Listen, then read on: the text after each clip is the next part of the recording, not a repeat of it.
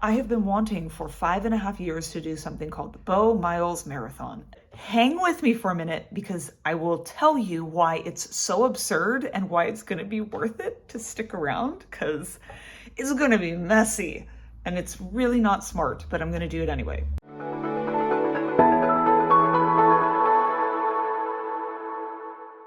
Oh my gosh. Hi YouTube. It has been a minute and a half. I have filmed many update videos for my channel over the past several months, but I just haven't had the time to sit down and edit them. I made a spur of the moment decision today to do something tomorrow, and I have to vlog it. There's no way I'm not going to vlog it because I have wanted to do this since the summer of 2020, and I have just decided for a multitude of reasons that tomorrow is the day. I'm going to give a 5-second synopsis of what's been going on the past few months. Number one, with my health, I have just been in the spin cycle of being investigated. So if you have not watched, I think it was in my last video that I talked about how I had this undiagnosed neurological condition. It started out with my vision changing very rapidly. I went to the eye doctor, they did some imaging, they found out I had something called papilledema. I had a pretty moderate, like very moderate, not severe, but not light case of it. And the only reason you get papilledema in both of your eyes, which is like swelling in the back of your eye, is if there's pressure in your brain. So it's not good if you have it. It only means bad things. I was seeing neuro-ophthalmologists and neurologists, and I was getting all kinds of tests and spinal taps and this and that, and everything kept coming back negative, but I did have pressure in my spinal column.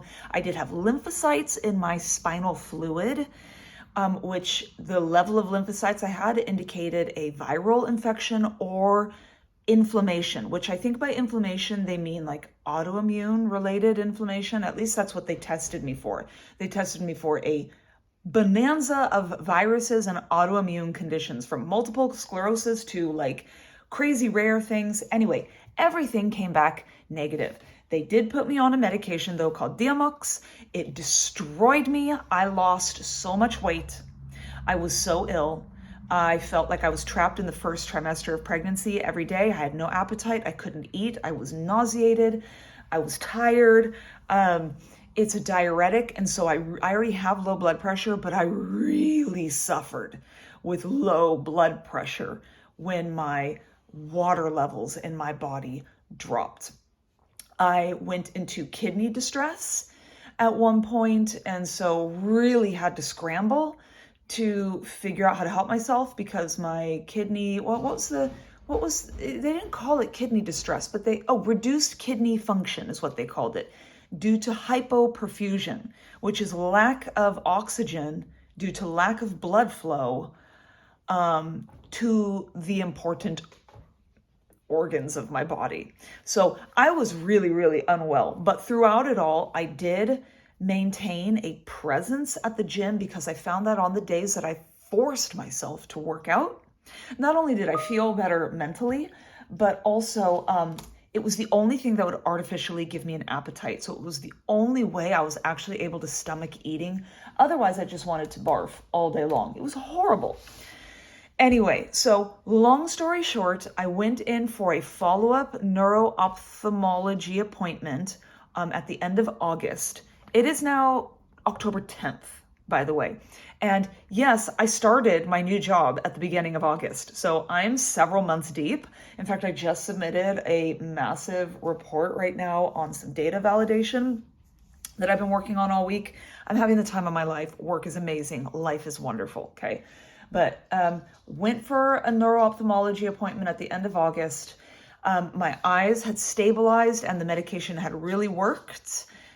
So I was not having much signs of papilledema other than that I have some like permanent damage, like nerve herniations and stuff in my eyes. Anyway, and so I finally got approval by my doctor about 5 weeks ago, I would say. It's been a little more than a month to quit the Diamox, and my life has revolutionized since then.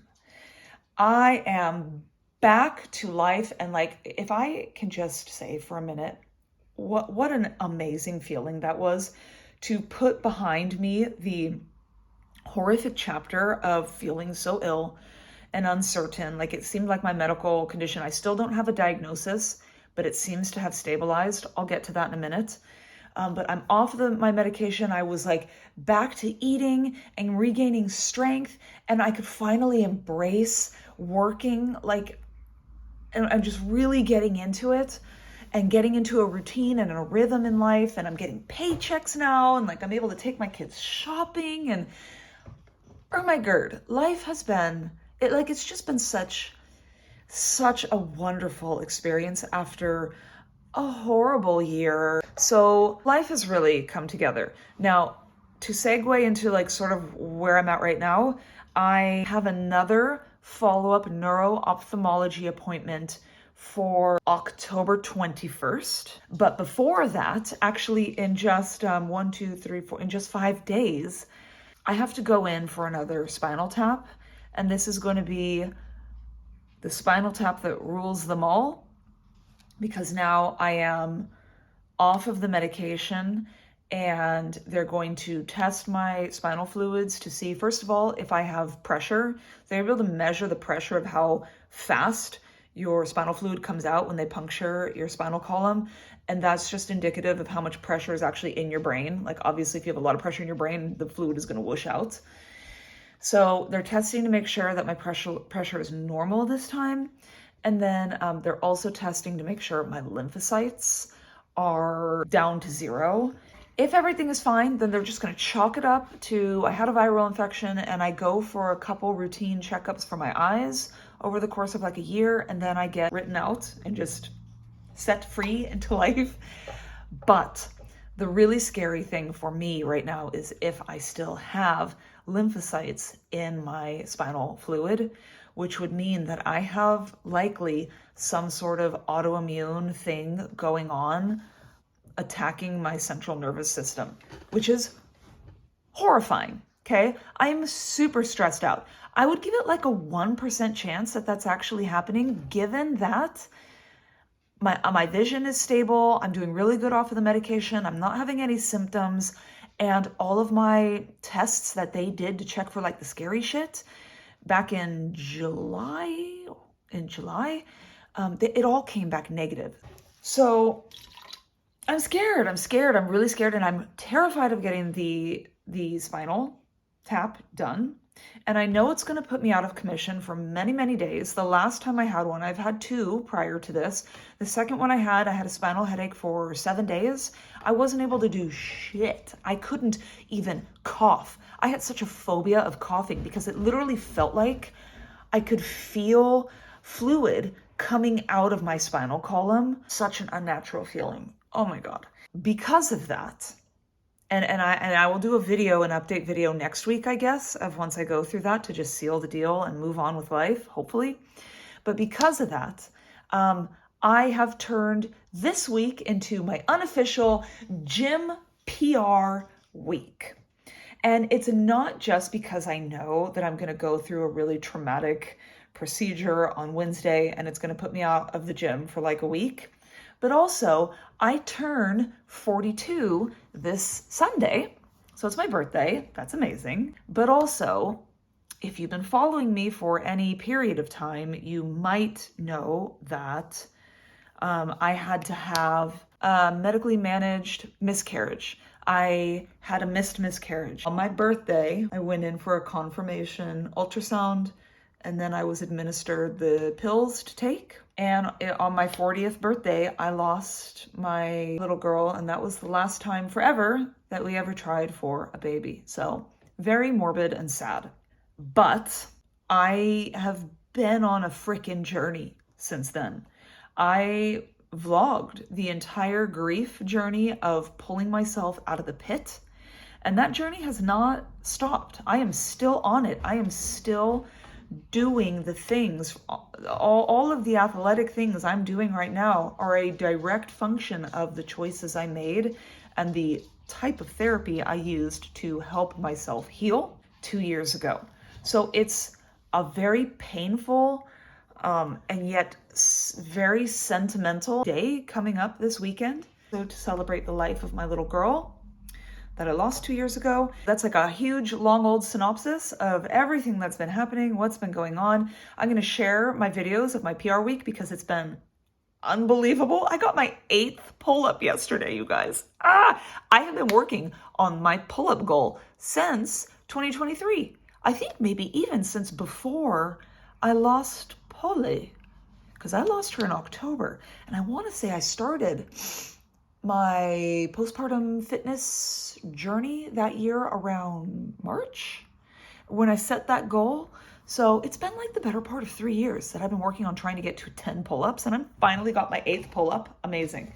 But I've achieved all kinds of other things. But I have decided to have a pinnacle PR experience to end this week and celebrate being able-bodied ahead of not being able-bodied with this spinal tap, and also to celebrate the life of my little girl that I lost 2 years ago. I have been wanting for 5.5 years to do something called the Beau Miles Marathon. And the basic description of that is Beau Miles is a dude out there in the world. I think he's Australian, don't quote me. He does all kinds of really cool things. He does really cool challenges, and he likes to run. And so he did this run one year where he ran a marathon, but he split it up over the course of 24 hours. And he literally took, 42 kilometers, and then divided it up evenly over 24 hours. And instead of sleeping, he just had a whole list of projects and decided to make it this ultra productive day where he ran a marathon and also took care of just a huge laundry list of projects he's been wanting to do. I don't have the laundry list of projects, but we do have a shite ton of wood that we need to saw, clove, and stack in our wood thing ahead of the winter, because we do not have enough cut wood right now to get us through the winter. So I figured I'm gonna do this Beau Miles Marathon, and in between running, I'm going to work on cutting wood. Now, here is what makes this all very, very illogical. I have not done one single run since 2020. I haven't even jogged for 5 minutes since 2020. I do cardio. I am fit, and I do consider myself to have good endurance, but the cardio I do is incline walking on the treadmill or else the elliptical. I'm not adapted to, all the muscles and ligaments and the pressure of running, like the stress on your joints of running.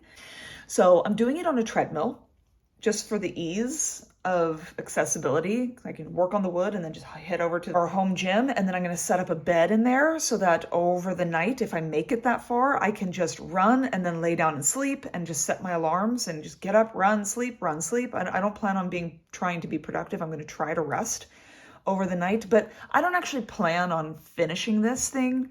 I just want to see how far I can go, but I'm not going to push it. Once I start having pain in my hips or my knees or what have you, I'm not going to push it. I just want to see how many kilometers I can complete working on this crazy goal, and then also just running for the first time in 5.5 years. That is my introduction. I'm going to end this video with my PR clips. Might as well memorialize them here, because I have been logging my measurements.